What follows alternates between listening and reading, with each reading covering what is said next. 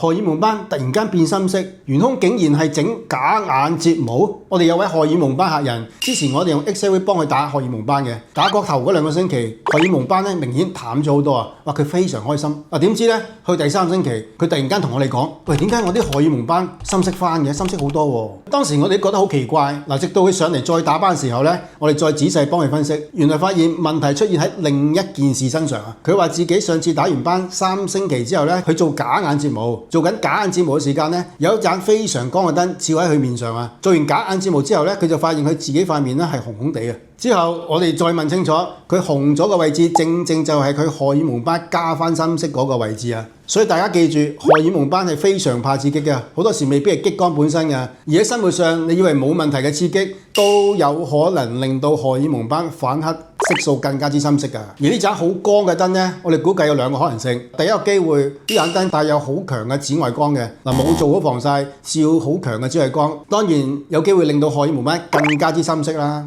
而第2個可能性呢，就算唔係紫外光燈，一啲好熱嘅燈呢，都有可能刺激荷爾蒙斑嘅。